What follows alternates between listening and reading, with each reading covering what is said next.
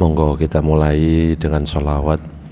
Maulaya salli wa sallim daiman abada ala habibika khairil khalqi kullihim maula ya salli wa sallim daiman abada ala habibika khairil khalqi kullihim huwal habibul ladzi turja syafa'atuhu likulli hawlim minal ahwa limuqtahimi maula ya salli wa sallim daiman abada ala habibika khairil khalqi kullihim ya Rabbi bil Mustafa balligh maqasidana waghfir lana ma madha ya wasi'al karami. Assalamualaikum warahmatullahi wabarakatuh. Bismillah walhamdulillah wassalatu wassalamu ala rasulillah sayyidina Muhammad ibn Abdillah wa ala alihi wa sahbihi wa man walah la hawla wa la quwata illa billah ma ba'du. Nawayna ta'alluma wa ta'lim wa tadhakkura wa tadhkir wa naf'a wal intifa'a wal ifadata wal istifada wal hassa ala tamassuki bi kitabillahi wa sunnati rasulihi wa du'a ila al huda wa dalalata ala al khair wa batigha'a wajhillah mardatihi wa qurbihi wa thawabihi subhanahu wa ta'ala ila hadratin nabiyil mustafa Muhammadin sallallahu alaihi wasallam. Al-Fatihah. Bismillahirrahmanirrahim. Alhamdulillahi rabbil alamin arrahmanir rahim maliki yaumiddin iyyaka na'budu wa iyyaka nasta'in. Para jamaah, Bapak Ibu yang dirahmati oleh Allah, alhamdulillah pada kesempatan pagi ini kita masih diberikan kesehatan oleh Allah, masih diberikan kesempatan untuk bisa melaksanakan sholat subuh berjamaah. Mudah-mudahan kita senantiasa diberikan kesehatan, keistiqomahan oleh Allah dalam ketaatan kepadanya. Amin ya rabbal alamin.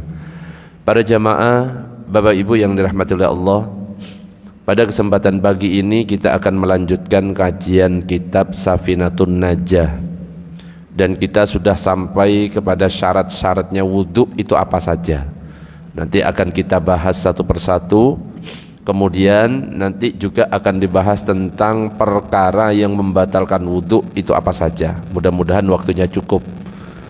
Para jamaah, Bapak Ibu yang dirahmati oleh Allah, dalam kitab Safinatun Najah dikatakan, qala al-musannifu rahimahullahu ta'ala wa nafa'ana bihi wa bi'ulumihi fid daraini amin. Faslun syurutul wudu'i asyaratun. Syarat-syarat wudhu itu ada 10. Namanya syarat berarti harus dipenuhi. Dan dikatakan di sini bahwa syaratnya ada 10. Yang pertama adalah al-islamu. Yang pertama adalah Islam. Artinya apa? Selain orang Islam, maka tidak ada kewajiban untuk berwudhu. Gak perlu wudhu. Kenapa? Karena mereka memang tidak ada kewajiban untuk sholat. Kita tahu bahwa wudhu itu adalah syarat sahnya sholat. Maka kalau orang kafir, orang non muslim, maka tidak disyaratkan untuk berwudhu. Yang kedua adalah at-tamyizu, orang tamyiz alias pintar. Tamyiz itu perkiraan usianya adalah kurang lebih 7 tahun. Kalau dia itu sudah faham mana yang baik, mana yang buruk, apa yang tidak boleh dilakukan di dalam masjid, apa yang boleh dilakukan di masjid, itu namanya tamyiz. Makanya ini peringatan untuk kita semuanya, kalau kita membawa anak ke masjid, baru dianjurkan ketika usianya kurang lebih 7 tahun. Ketika anak kita itu sudah faham atau tamyiz, ngerti apa yang harus dilakukan di masjid. Kalau anak kita belum berusia 7 tahun, misalkan masih 3 tahun, tidak ada anjuran dibawa ke masjid. Ya, yang ada nanti kalau usia 3 tahun, kira-kira apa Pak yang terjadi? Ya lari-lari, rame, kadang-kadang dikasih tahu ya tetap ngeyel, namanya anak kecil belum paham. Berbeda dengan orang yang usianya sudah tamyiz, usianya 7 tahun, dikasih tahu itu sudah ngerti.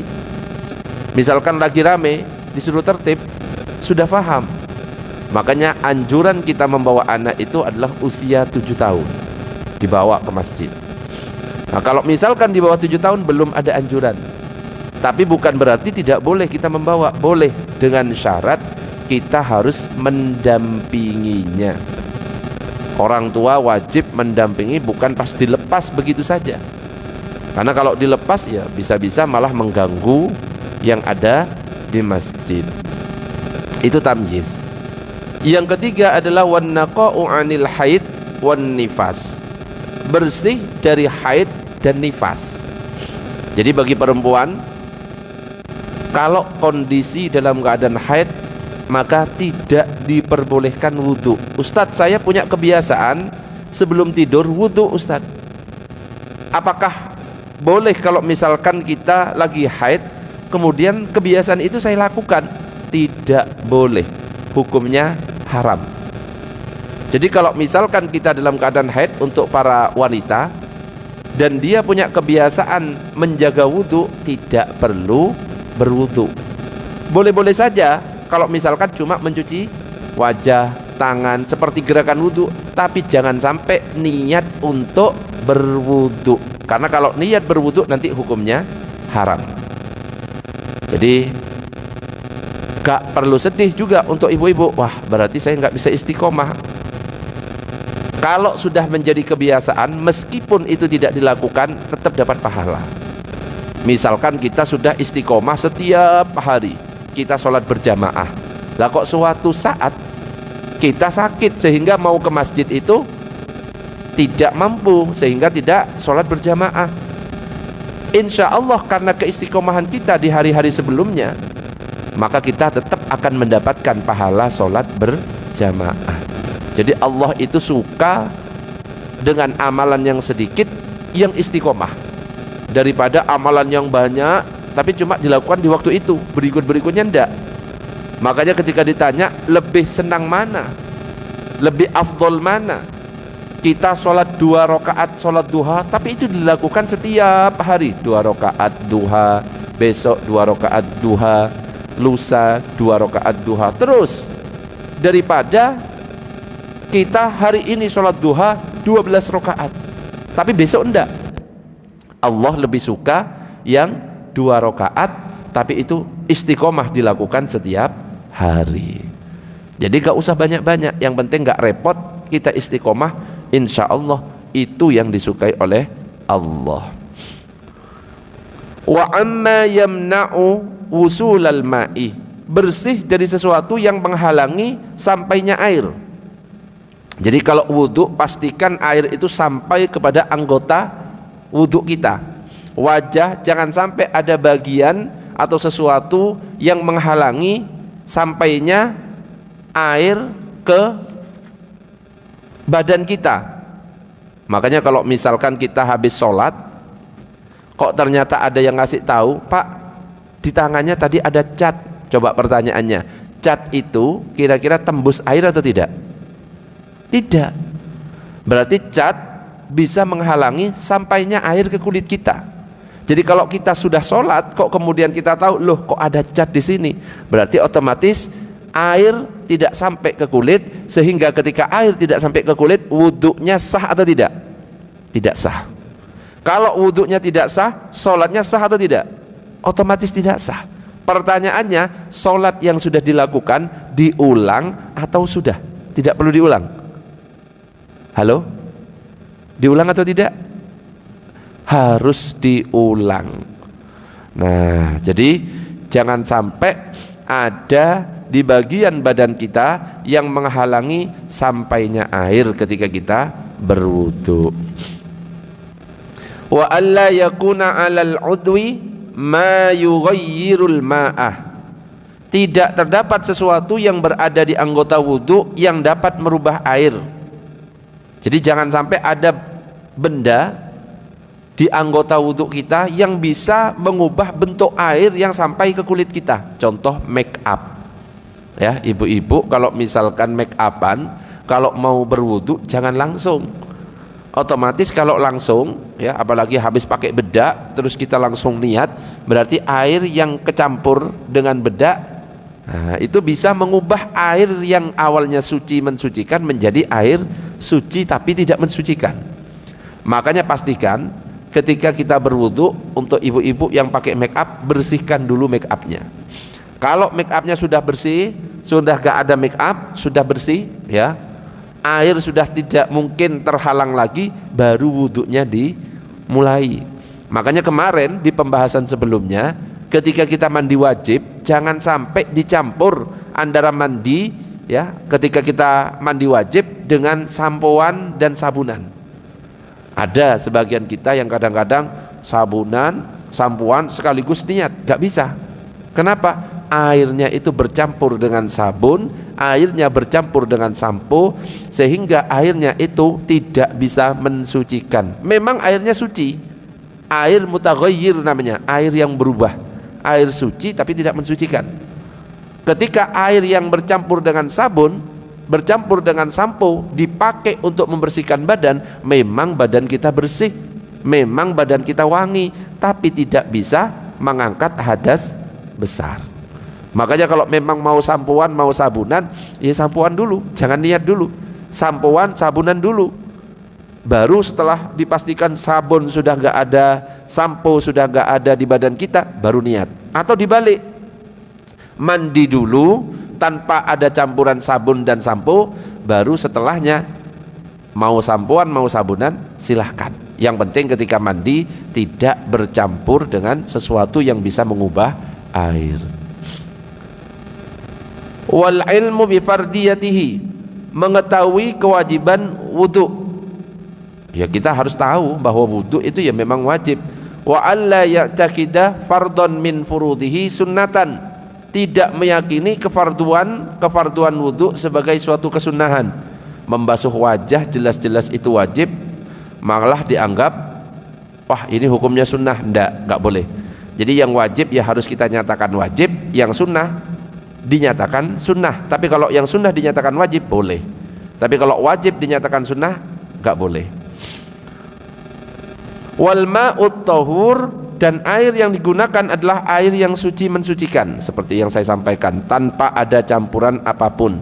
Wa dukhulul waqti wal muwalatu lidaimil hadathi, dan harus dilaksanakan setelah masuk waktu sholat dan berkesinambungan atau terus menerus bagi daimul hadas. Jadi ada syarat tambahan bagi orang yang biasanya dikit-dikit kencing, ya, kayak orang beser, wis gak bisa ditahan, dikit-dikit keluar gak terasa, berarti itu sudah penyakit. Itu istilahnya kalau dalam ilmu fikih itu adalah daimul hadas. Nah, bagi daimul hadas cara wudhunya adalah nunggu masuk waktu. Kalau sudah masuk waktu, baru dia bersihkan dulu najis yang terkena kencingnya, kemudian mungkin dipempesi, ya, atau diikat dan lain sebagainya, baru dia berwudu. Dan jangan dipisah-pisah, habis basuh wajah langsung basuh tangan, habis selesai wudu langsung sholat. Dan itu dilakukan setiap masuk waktu. Jadi meskipun tidak batal, ya, tetap harus diulang wudunya. Ya namanya daimul hadas, ya kan, pasti keluar hadas ya. Meskipun kita merasa nggak batal, otomatis batal. Makanya itu dilakukan setiap masuk waktu sholat. Allahumma sholli ala sayyidina Muhammad. Para jamaah, Bapak Ibu yang dirahmati oleh Allah, itulah 10 syarat ketika kita berwudu dan itu harus dipenuhi. Nah, setelah 10 syarat ini ada pembahasan lagi, yaitu tentang nawaqidul wudu'i arba'atu asya, tentang hal-hal yang membatalkan wudu ada 4 perkara. Tapi sebelum masuk ke hal-hal yang membatalkan wudu, sampai di sini apakah ada yang mau ditanyakan? Monggo silakan. Assalamualaikum warahmatullahi wabarakatuh.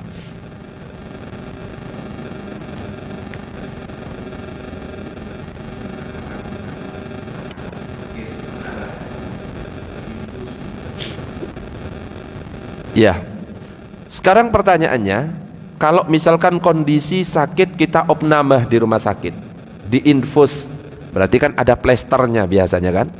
Ketika diinfus ada plester yang memplester jarum, betul? Ketika kita wudhu, coba pertanyaannya, air sampai nggak ke yang di bawahnya plester itu? Nggak sampai. Makanya kalau dalam mazhab kita, mazhab Syafi'i, ada istilah solat namanya solat lihurmatil wakti. Solat lihurmatil wakti itu adalah solat untuk menghormat waktu. Dikatakan solat untuk menghormat waktu itu karena apa? Ada syarat atau rukun yang tidak bisa dipenuhi. Contoh misalkan kita lagi opnama, ada syarat sah yang tidak bisa kita penuhi. Wudhu kita tidak mungkin sempurna. Kenapa? Karena di sini ada yang di plester. Kecuali kalau kita bisa melepas plester, infus, dan kita bisa memastikan wudhunya sempurna, tidak ada bagian yang terhalangi ketika wudhu, aman itu wudhunya. Dan kita juga sholat bisa memenuhi syarat dan rukunnya, aman, gak perlu mengulangi. Tapi kalau ada bagian yang tidak bisa terpenuhi, wudhu. Di tangan misalkan untuk dicabut, ya karena namanya sakit ya, butuh obat tetap masuk, nutrisi butuh tetap masuk, maka tidak memungkinkan untuk dicabut, maka kita wudhu semampunya. Ustadz, kan bisa diganti dengan tayamum. Pertanyaannya, tayamum bisa merata nggak di bawah plester? Nggak bisa juga. Mau wudhu tidak bisa terpenuhi, mau tayamum juga tidak bisa terpenuhi. Maka bersuci semampunya, sholat juga semampunya, tapi nanti waktu sudah sembuh, sudah sehat, itu diqodho. Itu dalam mazhab Syafi'i. Jadi ada sholat namanya sholat hormat waktu. Termasuk ketika kita perjalanan, gak bawa baju ganti, pakaian najis, mampir di masjid-masjid, gak ada sarung, gak ada pakaian yang bisa dipakai yang suci. Bukan berarti kita meninggalkan, kita tetap sholat, tapi karena ada syarat yang tidak terpenuhi, yaitu baju kita najis, berarti sholatnya hormat waktu. Baru ketika kita nyampe di tempat kita bisa ganti baju, kita bisa bersuci sempurna, maka kita qodho, dan itu tidak ada dosa. Meskipun kita melakukan sholatnya tidak terpenuhi syarat dan rukunnya. Kenapa? Sahabat Nabi pernah diperintah oleh Nabi mencari kalungnya Sayyidah Aisyah. Dan ternyata ketika mencari kalungnya Sayyidah Aisyah, ketika sudah ditemukan, itu sudah hampir masuk waktu sholat. Perintah tayamum pada waktu itu belum turun. Lah untuk berwudu gak nutut, habis waktunya ini. Akhirnya sahabat itu sholat tanpa berwudu, dan itu tidak disalahkan oleh Nabi. Ya, kenapa? Kok sholatnya tanpa berwudu? Pada waktu itu perintah untuk tayamum sebagai pengganti untuk wudu belum turun. Nah, akhirnya para ulama 4 mazhab itu jadinya ada 4 perbedaan. Kalau Imam Syafi'i itu namanya sholat hormat waktu, tapi nanti wajib qodho. Kalau mazhab Hambali, kalau sudah sholat seperti itu nggak perlu diqodho dan macam-macam. Nah, kita ini ikut mazhab Syafi'i. Kalau ada sesuatu yang tidak terpenuhi ketika kita mau melakukan sholat, maka sholatnya cukup sholat hormat waktu, dan ketika sudah sembuh bisa memenuhi syarat dan rukunnya, maka wajib diulangi. Itu kalau mazhab Syafi'i. Jangan heran kalau misalkan lo gak diulangi, berarti ikut pendapat mazhab Hambali. Kalau mazhab Hambali gak perlu diulangi. Loh, saya pernah sakit waktu sholat tiba. Saya sholatnya di RS Khadijah, Tahu RS Khadijah Sidoarjo, Masjid Muhammadiyah. Loh itu bagus itu. Kenapa? Setiap datang waktu sholat ada ustadznya datang mengingatkan. Datang ke setiap pasien. Giliran saya, ya juga diajari cara sholat. Gak ngerti kalau yang sakit itu ya ustadz, ya diajari cara sholat. Bapak, Anda sekarang sedang sakit, ya bersyukurlah. Dinasihati. Mungkin Allah sedang menghapus dosa-dosa Anda. Wih, dosa-dosa saya banyak berarti kan gitu kan. Nanti Bapak jangan sampai meninggalkan sholat. Tetap sholat, sholat semampunya. Diajari, sholat sambil duduk kalau memang nggak mampu. Loh itu bagus itu. Ya, makanya bapak-bapak ini ya kalau sakit ya nggak usah ya. Mudah-mudahan sehat semuanya. Bisa dipahami, Pak? Oke. Ada pertanyaan yang lain? Monggo. Monggo, Bah, silakan, Bah. Ini kok kayaknya nggak kayak biasanya ya, sepi ya. Ini puasa semuanya tuh gimana ini? Puasa ngomong ya. Saya tak puasa ngomong aja juga kalau gitu. Monggo, Bah, silakan, Bah. Apakah setiap harus berwudu?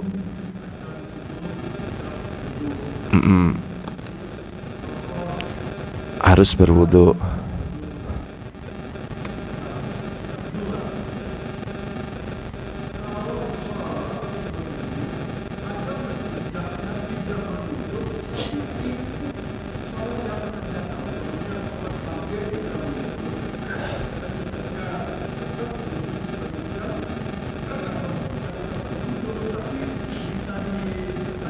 Lanjut gitu ya.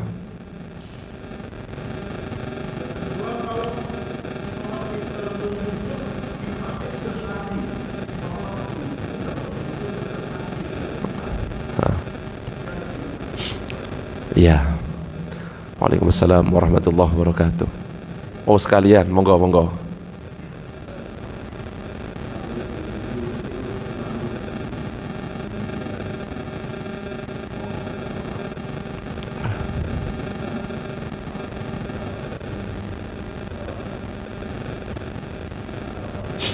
Apakah batal wudhunya gitu ya?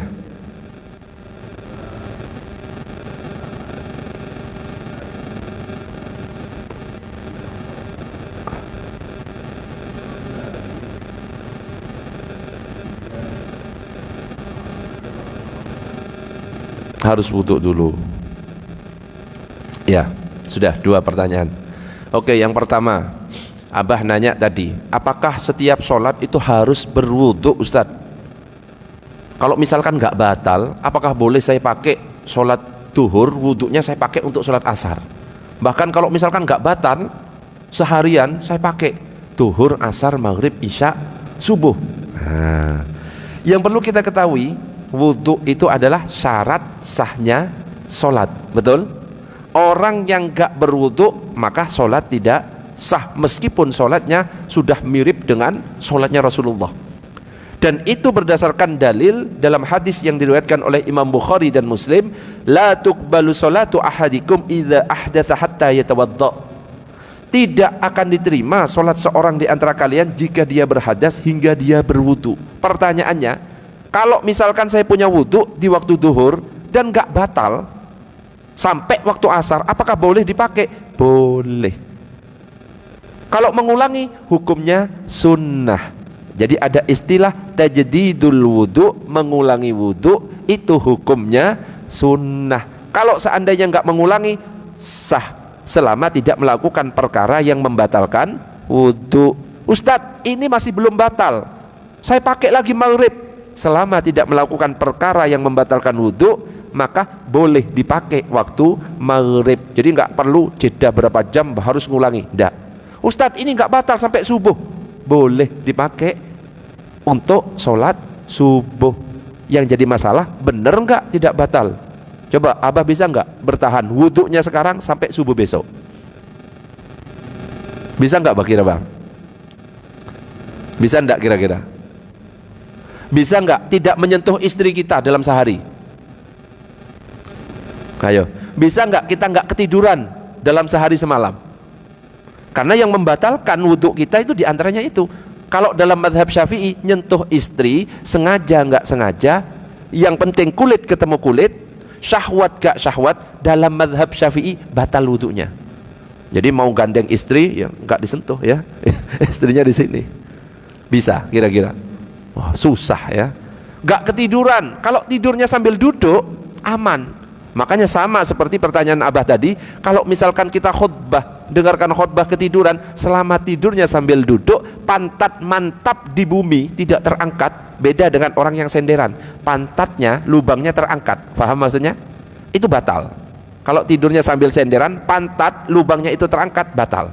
Tapi kalau mantap duduknya seperti ini, meskipun dia bangun, ya, ketika khutbah selesai, tidak perlu wudu kecuali dia yakin memang buang angin.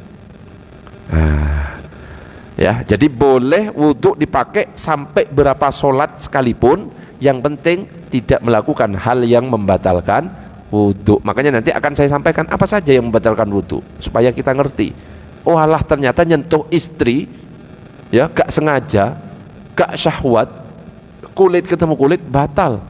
Itu paling ketat memang pendapatnya mazhab Syafi'i. Tapi kita nggak usah heran kalau ada yang berpendapat gak batal. Itu berarti pakai pendapatnya mazhab Maliki atau pakai pendapatnya mazhab Hanafi. Kalau mazhab Hanafi, selama dia tidak berjima gak batal. Oh gampang ya. Jadi pendapat-pendapat itu ada yang sulit, ada yang ringan. Wong sholat saja ya, pendapat mazhab Hanafi gak wajib baca Al-Fatihah. Tapi kalau kita misalkan kita praktekkan, kira-kira gimana? Merasa aneh apa enggak? Ya merasa aneh. Pasti kita bertanya-tanya, loh ini sholat gak pakai Fatihah piye? Iya, kalau dalam mazhab Syafi'i harus baca Fatihah. Kalau mazhab Hanafi gak wajib. Yang penting membaca surat yang mudah menurut kita, itu sudah sah. Makanya nanti coba ya dipraktikkan sholat maghrib misalkan ya, Allahu Akbar, langsung baca surat yang lain. Bismillahirrahmanirrahim, Toha, Allahu Akbar. Sah menurut mazhab Hanafi, tapi tidak sah menurut mazhab Syafi'i. Gitu bagi jelas? Yang tadi sudah sekalian terjawab ge. Ada lagi pertanyaan? Monggo Bah. Bercampur ya. Saat tawaf di Arab, saya tanya, di sana itu cenderung bermazhab apa? Maliki dan Hambali. Kalau di sini kan nggak perlu tawaf nyampur aduk seperti di Arab, nggak perlu. Di sini makanya akhirnya mayoritasnya mazhab Syafi'i. Apalagi yang berdakwah membawa Islam memang membawa mazhab Syafi'i pada waktu itu. Lah di sana itu mayoritas mazhabnya Hambali, ada yang Maliki, yang berpendapat ketika nggak syahwat bersentuhan nggak batal.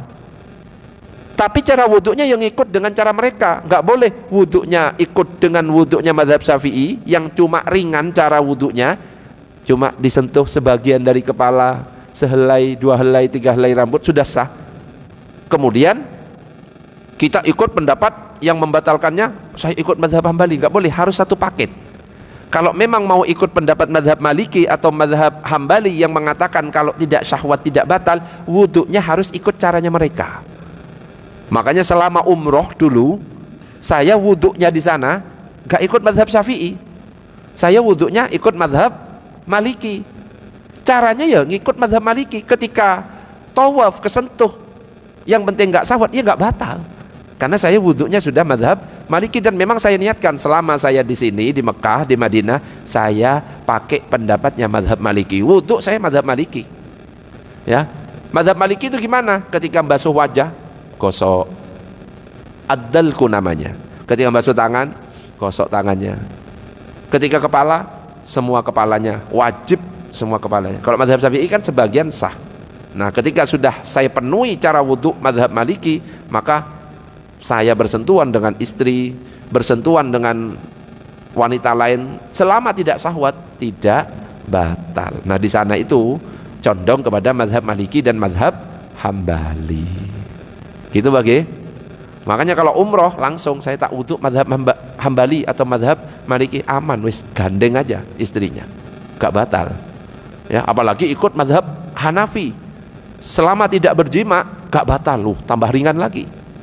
Itu. Nah, kalau kita ikut mazhab Syafi'i di sana, kesentuh baru tawafnya dapat satu, ulang lagi wudhu. Coba bayangkan WC 3 ya, yang pernah umroh biasanya ketemuan di WC 3 itu lumayan jauh, itu 1 kilometer. Coba balik lagi muter dapat 2, kesentuh lagi, ke WC 3 lagi, ya, dan lain sebagainya. Bisa dipahami, Pak? Allahumma shalli ala sayyidina Muhammad. Ada pertanyaan? Monggo. Monggo. Belum? Monggo, silakan. Gimana? Oh ya, lupa tadi. Bagaimana hukumnya ibu-ibu habis wudhu kemudian make upan? Apakah batal wudhunya? Yang membatalkan wudhu itu bukan make up. Kadang-kadang banyak yang salah paham. Ada yang sudah wudhu di rumah, kemudian di perjalanan keinjek najis, batal apa enggak itu? Banyak loh yang kurang paham. Habis wudhu di rumah, perjalanan nginjek kotoran. Pertanyaannya, wudhu batal atau tidak? Wudhu tidak batal. Jadi nginjek najis atau terkena najis tidak membatalkan wudhu. Cuma bagian yang terkena najis harus kita bersihkan saja. Sudah selesai. Termasuk ibu-ibu ketika pakai make upnya setelah wudhu, gak apa-apa. Ya, yang jadi masalah kalau misalkan dalam keadaan bermake up dia langsung wudhu tanpa membersihkan make upnya, nanti airnya bercampur dengan make up. Tapi kalau sudah wudhu baru make upan, boleh, gak apa-apa. Ya, tidak batal wudhunya, ya aman selama tidak melakukan hal-hal yang membatalkan. Ada pertanyaan? Monggo.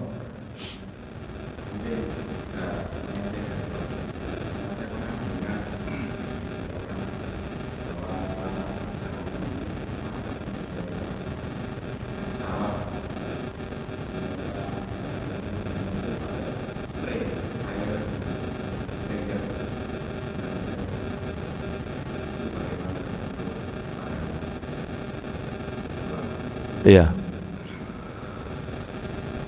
Wudhu pakai spray, disemprot, ya. Jadi jelas dalam Al-Qur'an itu, idza kumtum ila sholati faghsilu wujuhakum wa aydiyakum ilal marafiqi wamsahu bi ru'usikum wa arjulakum ilal ka'bain. Bahwa apabila kita hendak mendirikan sholat, maka basuh wajah, basuh tangan sampai siku, usap kepala, basuh kaki sampai mata kaki. Pertanyaannya, yang dimaksud membasuh itu apa? Harus ada air membasuh itu. Harus ada air, ya. Ketika membasuh itu baru disebut membasuh. Ada air yang mengalir. Kalau mengusap, gak perlu ada air yang mengalir. Artinya kalau tangan sudah dibasahi, airnya dibuang, kemudian kita sentuhkan ke kepala, itu sudah sah. Nah pertanyaannya, kalau kita pakai semprotan, itu air mengalir apa enggak? Mengalir apa enggak? Mengalir dikit. Karena ada yang mengatakan itu tidak dikatakan mengalir. Pernah dengar enggak pembahasan dari Kiai Ma'ruf Khosin? Nah, itu dikatakan tidak mengalir, ya. Meskipun ada yang mengatakan mengalir karena ada air semprotan yang bergerak.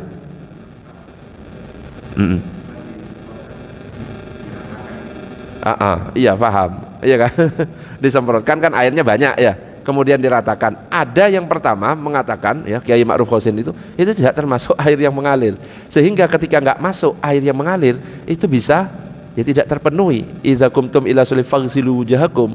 Meskipun ada yang mengatakan mengalir. Kenapa? Ada air, ya, yang standby di wajah, kemudian bergerak, kemudian diratakan.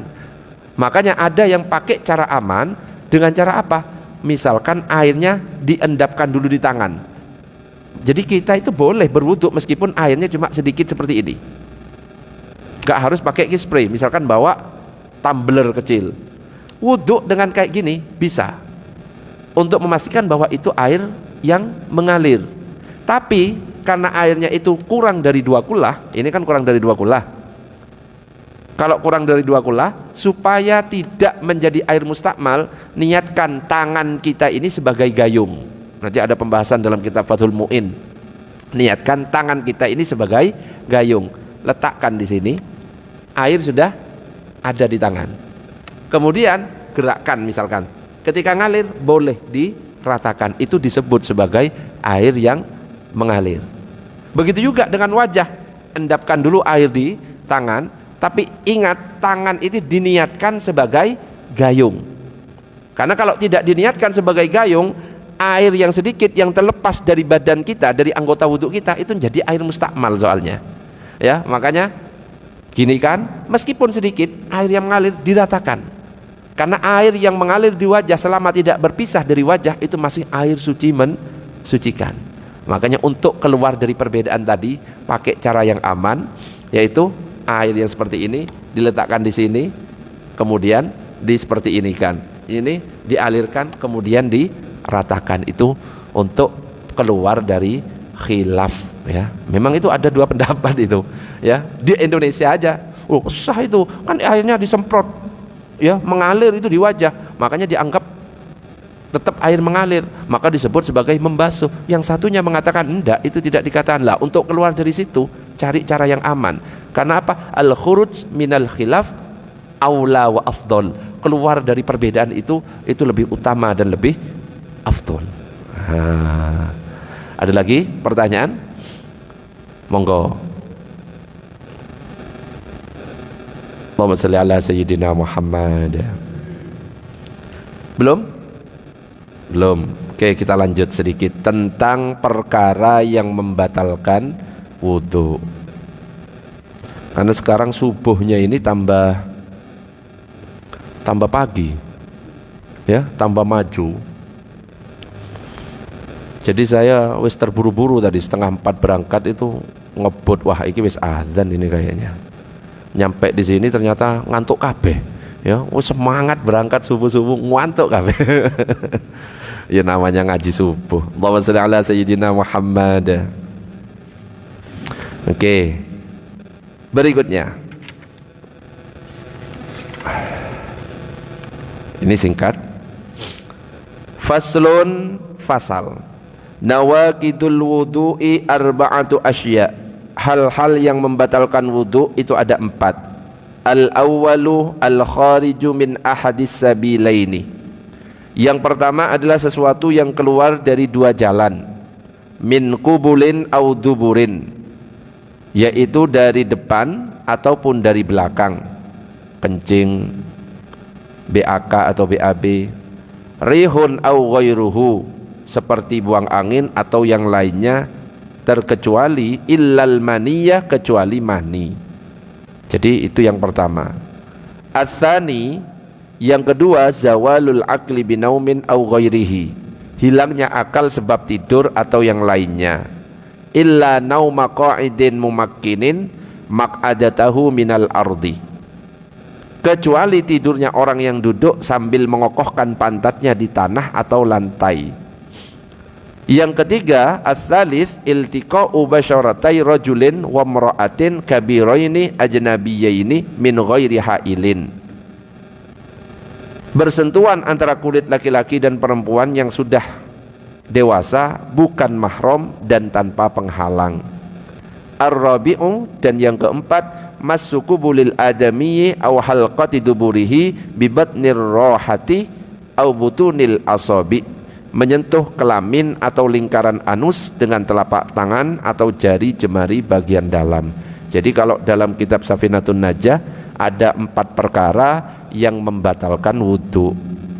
Yang pertama adalah sesuatu yang keluar dari 2 jalan, baik itu jalan depan ataupun jalan belakang. Buang air kecil, buang air besar, buang angin, baik yang bersuara ataupun yang tidak bersuara, kecuali yang nggak ada kecualinya. Kalau buang angin, ya, mau bersuara tipe silent, tipe getar, ya, mau tipe ekstrim, ya, tetap, ya, namanya buang angin, tetap membatalkan, kecuali mani. Jadi ada 4 yang keluar dari kemaluan, itu ada madi, ada wadi, ada kencing. Itu semuanya membatalkan wudhu. Kalau mani tidak membatalkan wudhu, tapi membuat orang junub, wajib mandi malah. Nah, pernah saya tanyakan di sini, kenapa kalau keluar najis seperti kencing, justru kita cuma berwudhu, tapi keluar sesuatu yang suci seperti mani, kok justru disuruh mandi? Bisa difahami nggak? Keluar suci disuruh mandi wajib, keluar mani kan suci, disuruh mandi wajib. Keluar sesuatu yang najis seperti kencing, lah kok malah cuma wudu? Kenapa kok nggak kebalik? Pernah nggak kepikir seperti itu? Loh kenapa? Wong najis loh, kok malah cuma wudu? Loh ini keluar mani suci, loh malah disuruh mandi wajib. Itu sebenarnya hebatnya Islam itu di situ, ya. Makanya dikatakan Islam itu mudah, yaitu karena faham. Kalau kencing sehari itu bisa berapa kali? 5 kali, bahkan lebih. Ada yang setiap mau sholat kencing terus, bahkan nggak mau sholat ya kencing. Ya coba bayangkan, seandainya setiap kencing harus mandi wajib, susah atau enggak? Susah. Mau wudu ya mampir ke toilet, kencing, mandi dulu, loh, repot. Beda dengan keluar mani. Kalau keluar mani tidak setiap hari, ya bisa seminggu cuma sekali, 2 minggu. Bahkan kalau Bang Toyib ya 3 bulan nggak pulang-pulang, bisa nggak keluar sama sekali, ya. Makanya wes keluarnya sesekali agak susah jadinya, wes mandi aja. Itu kemudahan dalam Islam. Jadi kalau keluar sesuatu baik dari jalan depan ataupun belakang, maka wajib mandi. Jadi pernah ditanya seperti Ummu Sulaim datang kepada Nabi bertanya, ya Rasulullah, sesungguhnya Allah nggak pernah malu dalam hal kebenaran. Apakah wanita itu diharuskan mandi apabila dia mimpi basah? Maka Rasulullah menjawab, iya, wanita tersebut wajib mandi jika dia melihat air, alias kalau misalkan keluar mani. Berbeda dengan orang yang keluar madhi. Kalau keluar madhi nggak wajib mandi, cukup dibersihkan dan berwudu, ya, seperti yang disampaikan dalam riwayat Sayyidina Ali karramallahu wajhah. Dikatakan dalam hadis Bukhari Muslim itu, aku adalah lelaki yang sering keluar madhi, tetapi aku malu untuk bertanya kepada Nabi karena putri beliau adalah istriku, ya. Mau nanya ke Nabi sungkan karena Fatimah itu ya istrinya. Akhirnya Sayyidina Ali itu nyuruh Al-Miqdad bin Al-Aswad supaya bertanya kepada beliau. Lalu Nabi bersabda, hendaklah dia membasuh kemaluannya dan berwudu. Jadi kalau keluar mati cukup basuh kemaluan kemudian berwudu. Itu yang pertama yang membatalkan. Yang kedua yang membatalkan wudu kita adalah hilang akal sebab tidur, kecuali tidurnya orang yang memantapkan duduk seperti ini, memantapkan pantatnya di bumi. Makanya tadi sempat ditanya, kalau khutbah Jumat ya makmumnya tidur, apakah perlu wudu lagi? Selama tidurnya sambil duduk maka tidak batal. Yang batal gimana? Kalau misalkan tidurnya itu keangkat pantatnya, tidurnya sambil guling, miring, berbaring, telentang, itu bisa membatalkan wudu. Tetapi ingat, kalau sholat Jumat, kalau dalam mazhab Syafi'i itu agak ketat. Jamaah yang ikut minimal berapa? 40. Dan 40 itu wajib mendengar rukun-rukun dari khutbah. Coba bayangkan, yang hadir 100 orang, tapi semuanya tidur, gak ada yang mendengarkan rukun-rukun dari khutbah. Itu tidak mencukupi sholatnya. Ya, makanya hati-hati ya, meskipun ribuan terus tidur semuanya. Makanya khotib itu harus pintar ketika khutbah, ojo lama-lama. Khotib kok kadang-kadang lama sampai 45 menit khutbah, ya. Ojo 10 menit bagus. Jadi jamaah itu niat mes mau tidur, assalamualaikum, selesai. Khotib yang bagus itu kayak gitu, 10 menit cukup. Oh, khutbah kelamaan. Namanya khutbah kan nggak bisa guyon kan, ya. Sekelas Anwar Zahid yang lucu, ya, khutbah ya tetap harus serius. Betul Bapak, nggak mungkin kayak gitu. Betul, nggak boleh kayak gitu, ya. Makanya namanya serius biasanya itu, ya, bisa menggiring seseorang itu mudah ngantuk. Makanya kalau khutbah 10 menit itu wes bagus itu, ya. Jadi wes niat barakallahu li wa lakum fil Qur'anil azim, wes gitu harusnya, ya. Ojo lama-lama nih khutbah itu. Jadi yang membatalkan wudu adalah tidur, kecuali yang memantapkan pantatnya di bumi. Kenapa? Nabi itu pernah mengatakan, wika ussahi al-ainani faman nama falyatawaddo. Tali pantat atau bokong itu adalah kedua mata. Siapa yang tidur hendaklah dia berwudu. Kalau misalkan kita nggak pakai ulama belajarnya, akhirnya setiap tidur gara-gara ada hadis ini batal semuanya. Padahal masih ada hadis yang lain yang mengatakan apa? Para sahabat itu pernah menunggu sholat isya sampai kepalanya ini mengangguk-angguk seperti ini karena tidur. Ketika Nabi datang iqomah gak pakai wudhu. Makanya Imam Nawawi itu akhirnya menggabungkan dua hadis ini. Oh, tidur yang membatalkan itu kecuali mereka yang tidurnya sambil duduk. Makanya kita butuh ulama untuk menyimpulkan dari hadis-hadis itu. Gak boleh kita langsung merujuk Al-Quran dan hadis, dibaca terjemahannya, kemudian kita berfatwa mengamalkan, itu gak bisa. Allahumma sholli ala sayyidina Muhammad. Sebelum saya lanjutkan sampai di sini ada pertanyaan, monggo silahkan.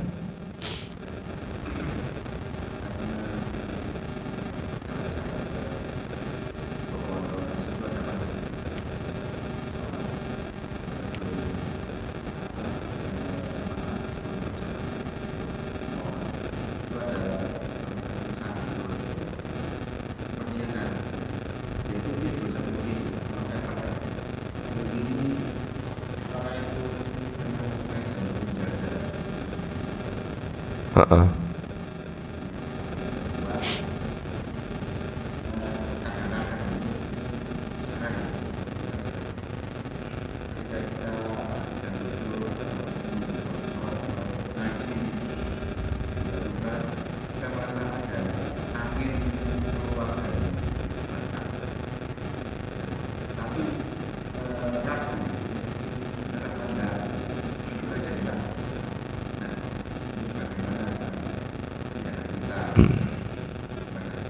Ya, biasanya kalau para santri itu kan ngaji kitab Safinatun Najah, ya, kitab Sulamut Taufik. Jadi kalau para santri itu ngajinya biasanya memang runtut dari kitab yang paling dasar.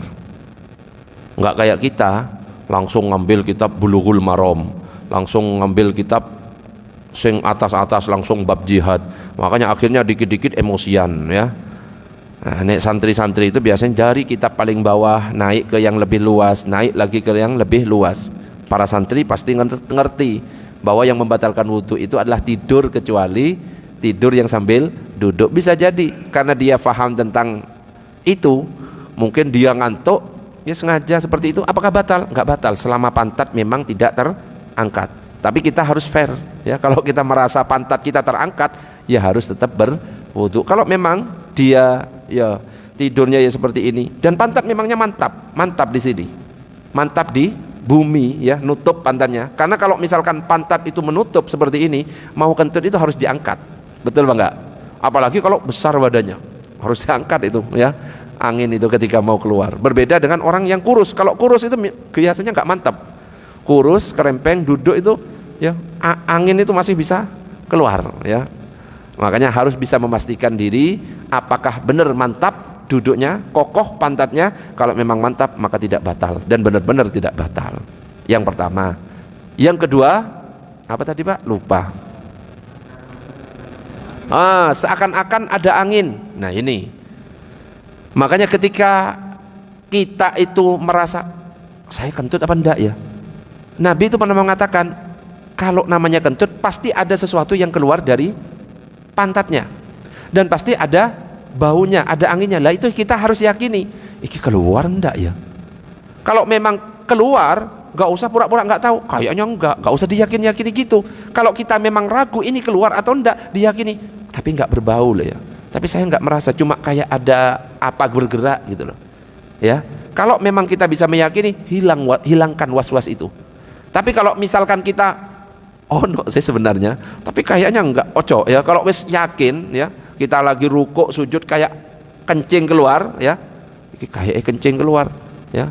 Nek misalkan cuma enggak, kayaknya ini air tadi ini waktu saya wudhu saya sempat siram, oh ya sudah, kalau memang kita yakin. Tapi kalau memang wis pasti kayaknya wis bener-bener keluar, nggak usah kemana-mana lagi, harus keluar dan berwudhu. Tapi kalau misalkan oh ini kayaknya air, kadang-kadang ketika kita sholat itu memang ya setan yang membisikkan itu, ngembuskan di pantat, ditiup supaya seakan-akan kentut. Kadang-kadang perut berbunyi, ini kentut apa enggak, ya?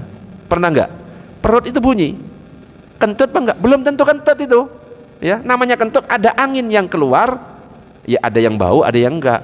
Pastikan keluar enggak, tapi enggak keluar, bukan kentut, langsung lanjutkan aja. Itu harus dilawan, itu was-was namanya, ya.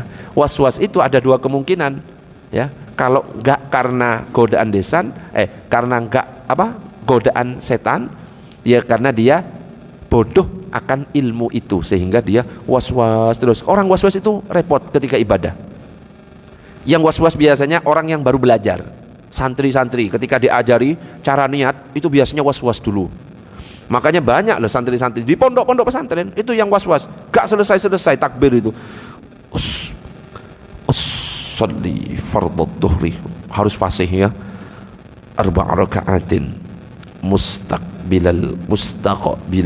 Nek salah dikit ya. Awalnya itu kayak gitu santri itu. Santri yang bodoh ya. Itu malah was-was. Arba'a raka'atin mustaqbilal. Allah. Haknya kurang. Allah. Gak selesai-selesai. Ini orang was-was itu. Ketika imam sudah salam, assalamualaikum, Allahu Akbar. Akhirnya ya telat ya. Gak usah was-was. Wis langsung aja Allahu Akbar. Ya, susah jadi orang was-was itu. Gitu Pak Ki. Ada lagi pertanyaan? Allahumma shalli ala sayyidina Muhammad.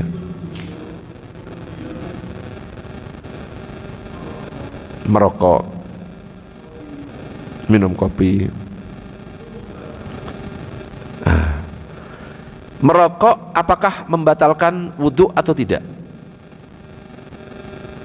Yang saya sampaikan tadi belum disebutkan ya, merokok ya, belum ya kan? Jadi yang pertama keluar sesuatu dari jalan depan atau jalan belakang yang membatalkan. Yang kedua tidur, kecuali tidurnya orang yang duduk. Saya sampaikan yang ketiga. Nah, kan belum selesai ya. Apa memang benar ada merokok itu membatalkan? Saya langsung jawab aja. Merokok membatalkan wudhu atau tidak? Makan dulu.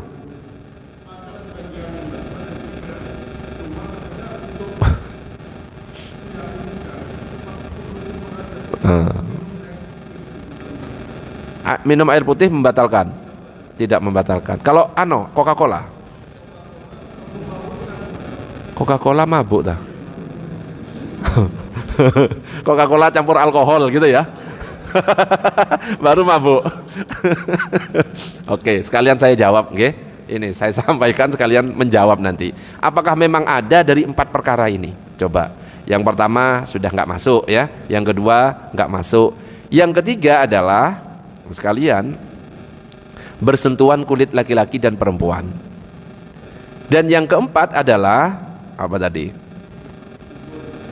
Menyentuh kemaluan. Jadi keluar dari jalan depan, jalan belakang, kentut ya, buang BAK BAB. Yang kedua tidur, kecuali tidurnya orang duduk. Yang ketiga bersentuhan kulit. Yang keempat menyentuh kemaluan.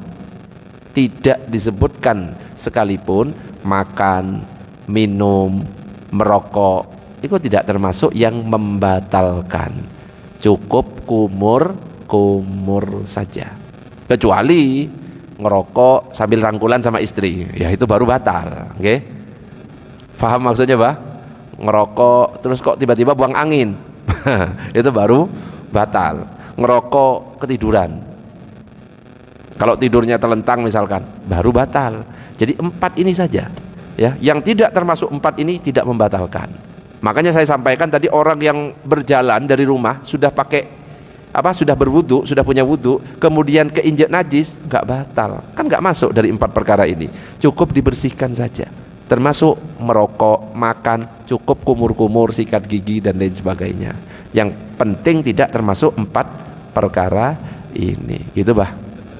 Allahumma shalli ala sayyidina Muhammad. Ada lagi? Kalau tersisa makanan, apakah membatalkan wudu? Tidak membatalkan wudu, tapi bisa membatalkan sholat kalau ketelan. Beda ya. Kalau tersisa makanan nyentel misalkan di gigi, gak batal wudunya, tapi sholat nanti kalau sampai ketelan itu baru batal. Makanya ketika ada makanan di sini, buang, ludahkan ke kiri.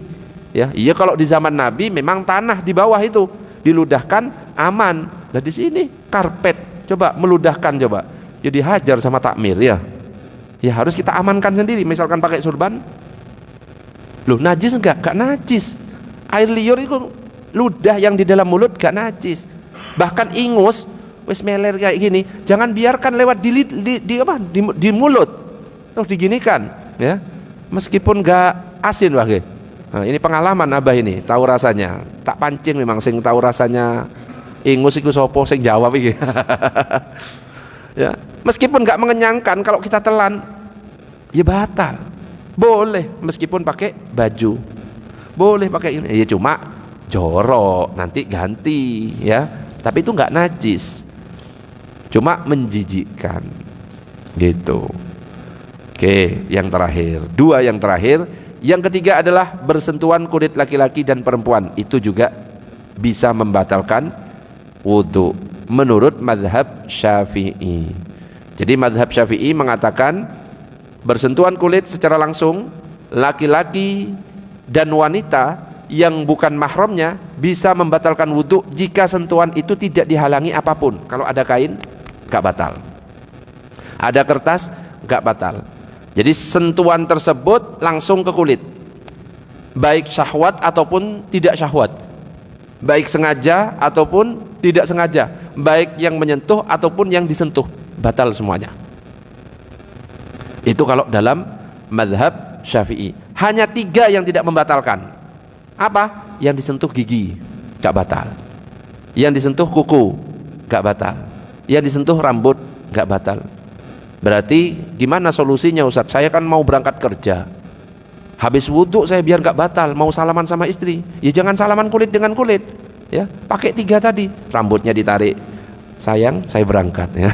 Insya Allah dikaplok gitu ya, atau giginya diketuk ya, itu gak batal. Oke, cuma tiga ini yang gak batal. Berbeda dengan mazhab Maliki dan Hambali. Mazhab Maliki dan Hambali sepakat bahwa yang membatalkan wudhu adalah sentuhan yang disertai syahwat. Kalau nggak syahwat aman, nggak batal. Jadi sekedar menyentuh saja tidak batal wudhu jika tidak disertai syahwat. Makanya di Mekah yang tawaf, itu ya nggak batal. Karena apa? Bermazhab Hambali atau mazhab Maliki.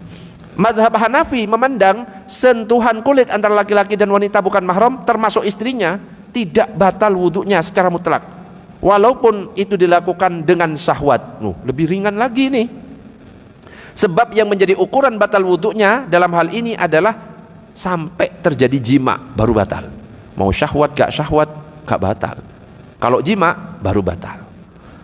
Jadi para ulama itu berbeda tentang masalah bersentuhan ini. Allahumma sholli ala sayyidina Muhammad. Yang keempat, yang terakhir adalah menyentuh kemaluan. Yang batal itu adalah menyentuh kemaluan dengan telapak tangan. Disebut telapak tangan kalau tangan ini dijadikan satu, yang nggak kelihatan putih itu namanya telapak tangan. Jadi kalau kita sentuh seperti ini batal. Makanya di kampung-kampung ya, ketika ada yang mandi di sungai, ada yang nutup pakai kebalikan tangan. Pernah nggak lihat? Itu tidak batal. Karena yang membatalkan ini yang telapak tangan. Kalau yang menyentuh telapak tangan batal. Kalau dibalik seperti ini tidak batal. Tapi jangan heran, ada yang mengatakan nyentuh kemaluan itu tidak batal. Wis biasa kayak gitu kalau dalam ilmu fikih. Tapi kalau kita yang bermadzhab Syafi'i mengatakan batal wudu kalau menyentuh kemaluan. Kalau mazhab Hanafi menyentuh kemaluan siapapun, baik dengan telapak tangan ataupun kulit dari organ tubuh yang lain, baik kemaluan sendiri atau kemaluan orang lain, misalkan gemes terus kita sentuh ya. Kalau mazhab Hanafi itu tidak membatalkan wudu. Dan itu ya namanya ilmu fikih ya pasti kayak gitu. Kita itu cari yang aman ya. Untuk apa? Hati-hati. Ngapain ya nyentuh-nyentuh kemaluan kalau nggak ada hajat gitu ya.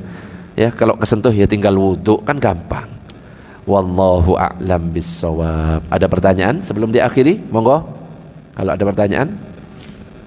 Itu 4 perkara yang membatalkan wudu.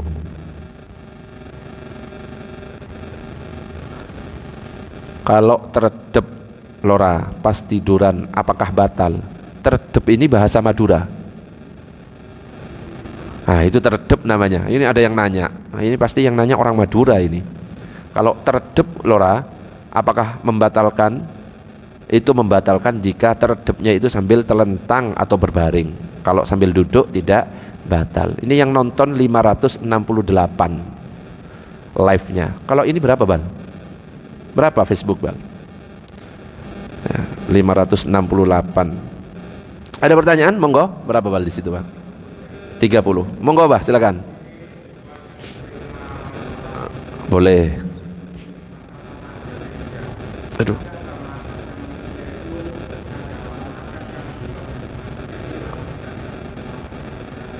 Langsung ke Kanjeng Nabi.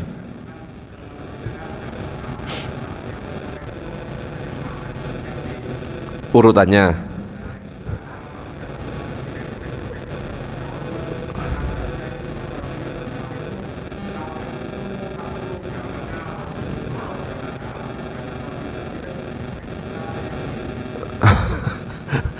Iki penjelasannya sampai besok iki. Mau akeh minta sejarah singkat, oke. Paham. Jadi kenapa kok kita bermazhab gak langsung kepada Rasulullah? Ya. Coba, yang bisa langsung kepada Rasulullah siapa sebenarnya? Sahabat. Kenapa? Yang ketemu langsung dengan Rasulullah sahabat. Makanya sahabat gak perlu mazhab-mazhaban. Itu pun ya di antara sahabat pun ada yang berbeda loh.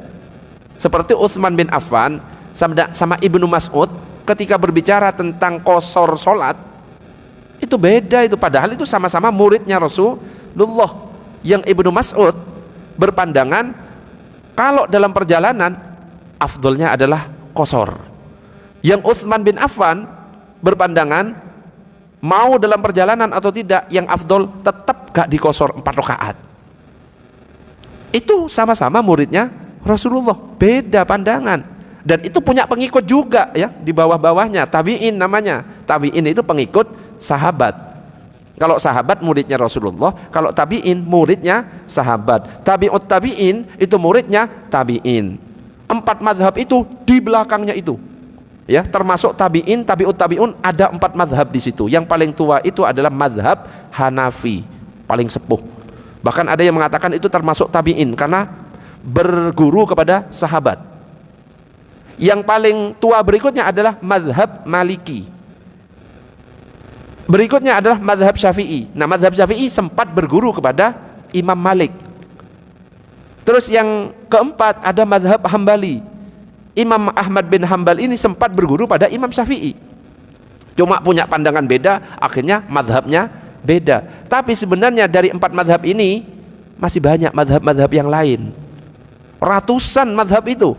Gak cuma 4. Ada mazhab Hasan al-Basri, ada mazhab As-Sawri. Cuma murid-muridnya itu gak mencatat, gak tercatat penjelasan-penjelasannya dalam sebuah kitab, sehingga catatan-catatan pendapat-pendapat dari beliau-beliau tidak nyampe kepada kita. Yang nyampe kepada kita itu cuma 4 ya, kitab-kitab yang nyampe kepada kita, yang nyampe ke Indonesia mazhab Syafi'i biasanya, yang nyampe ke India mazhab Hanafi, catatan-catatan kitabnya. Makanya yang diakui ya, yang ya harus kita pegang benar-benar, karena murid-murid dari mereka itu nyateti dan kemudian turun itu cuma 4 mazhab. Tapi harus tahu bahwa mazhab tidak cuma 4 tapi lebih dari ratusan. Cuma gak tercatat pendapat-pendapatnya. Cuma ada sebagian perkataan ya yang mungkin tercatat, tapi tidak secara lengkap seperti 4 mazhab ini. Kenapa kok harus 4 mazhab gak langsung kepada Rasulullah?